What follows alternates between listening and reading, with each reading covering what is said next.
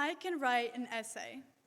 I can tell a speech and present a presentation. I can speak multiple languages.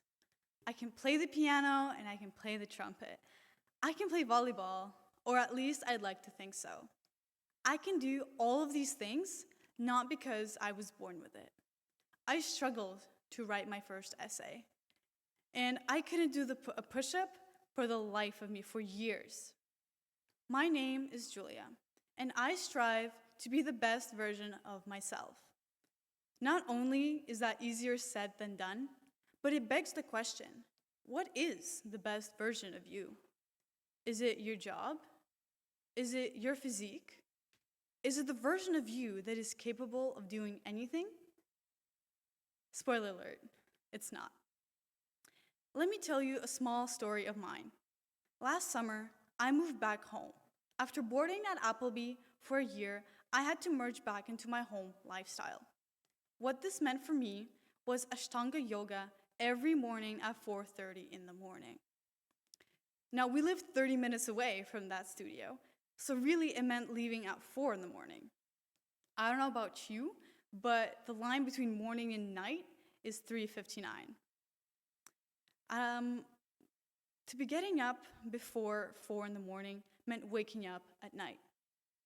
And when I say Ashtanga yoga, I don't mean relaxing on the mat. I mean, it's the most intense strength building exercise you will ever do. It's so bad that by the end of it, people are standing in a literal puddle of their own sweat. It's no joke. So Monday to Friday at 4:30 in the morning, that's what I was doing. This was followed by work and an evening run. It was hard, and every morning getting out of bed was a battle. I could be sleeping, but no. I give up.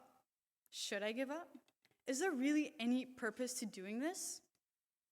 But there was a reason. I wanted to become better, as cringy as that sounds. But was this the right way to go about it? These doubts would manifest every single morning. I don't regret doing it.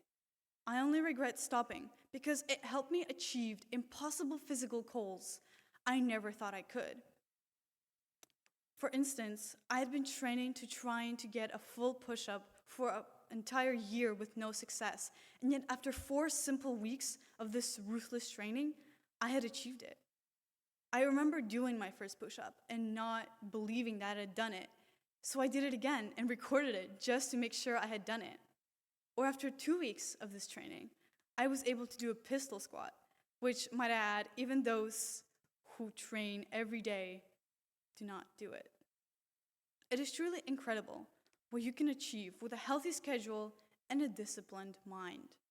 However, most of us don't get there and give up. When we are faced with the challenge of consistency and discipline, it is so much easier to have a cheat day followed by another and another. But truly, we're constantly faced with 2 choices. Our first choice of giving up, blaming everything on our parents, laziness, friends, teachers, government, race, and victimizing ourselves in everything. Or you can stand up and face it. Understand that the only noble thing about a cycle of victimhood is overcoming it. The only noble thing in your life is what you do with it. We all have different paths. Someone's is easier, someone else's is harder, and there is someone out there with a harder path than yours who is doing so much better than you. So build yourself up so well that everyone will be comparing themselves to you rather than comparing you to everyone else. Most of us here today have never really experienced real hardships to use as an excuse. As Dr. Panev likes to say, education is leisure. We're all in a leisurely experience. And in this leisurely life, we still create issues for ourselves. For instance, some of you might think that when you achieve your perfect life, whatever that might be, you'll be happy. But that's wrong. Because in human nature, happiness and peace is boring. We require some level of conflict to keep our life entertaining.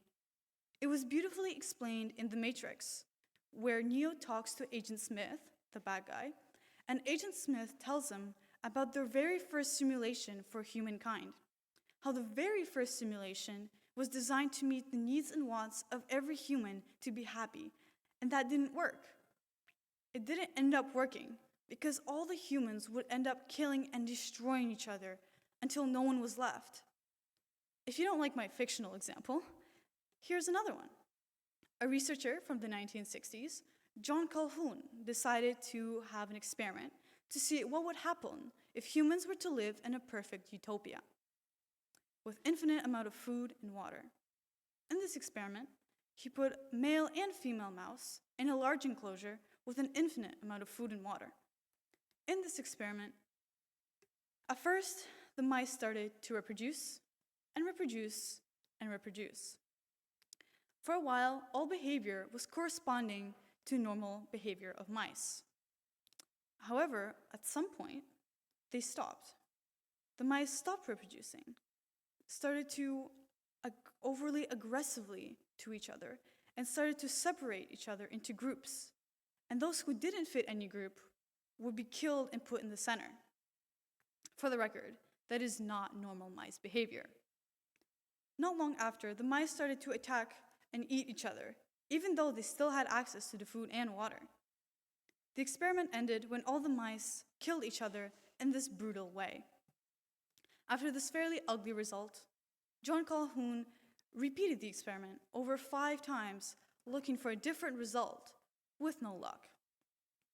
Now let's label our society in this experiment. I would say, as a first world country, we are not struggling with any shortage of food or water. We have access to an infinite amount of food and water and don't worry much about wasting it. For instance, you don't worry about an extra 5 minutes in the shower. I wouldn't say we're crazy reproducing, considering our birth rate is at an all-time low. However, the rest seems to be quite accurate today. Yes, we're not extinct, but we're quite close to this threshold, despite having all of our needs met. We're way past real hardships, and the ones we are enduring today are simple scenarios that we have made up for ourselves. While this sounds harmless, these first world problems can lead to disastrous results. When we make up a conflict that isn't there, that is heavily influenced by our emotions, it can lead to emotional breakdowns over the smallest things that hold no actual value. And if this mental breakdown were to take place in a physically strong man per se, it could result in a terrible outcome. So instead of normalizing weak emotional breakdowns, let's normalize going out there and making real change. And if not for others, for yourself. Let's disprove Calhoun's experiment and show him that even with all of our needs met, we will not destroy ourselves. Sitting here today, you all have a dream. You may want to be a lawyer, a surgeon, an artist, or maybe you want to drop everything, move to the other side of the world, and start a business. Those are great dreams, but do you just want to be a lawyer, just a surgeon, or just an artist? Or do you want to be the best lawyer, the best surgeon, and the best artist that you can be? Why would you aim for average when you can clearly do better than that? You're so much more capable than the average, with all of the resources right in your hand. More than any other time in history, you can do anything and can be anything you want to be. I want to come back to what I mentioned at the beginning about being the best version of yourself. And that version isn't the version of you that can do anything. Not at all. The best version of you is the version of you that is disciplined. The version of you that can say, I'm tired, I'm hungry, I just wrote a dreadful calculus test, and I'm still going to win that rugby game in the afternoon. The version of you that after being beat down over and over again can get up and keep moving forward. When your decisions aren't based off your friend's opinion, but based off your own obligations and morality. That is the most powerful version of you that will reap the biggest rewards. I want to challenge you to strive for that version of yourself. Now, I can't build a computer. I can't play the drums, and I don't get the first thing about electricity. And that's okay, because the things that I can do, I will be the best that I possibly can be. Maybe you don't have a dream yet. Maybe you don't know what you want for yourself. So try something new and really dedicate yourself to it. And once you find that one thing you want to do, hang on to it so tight that your knuckles go white. Work on it, work so hard towards it so that eventually, when you walk into a room, respect is handed to you on a silver platter. So please, stand and show me that you are the best at singing number 418, Draw the Circle Wide.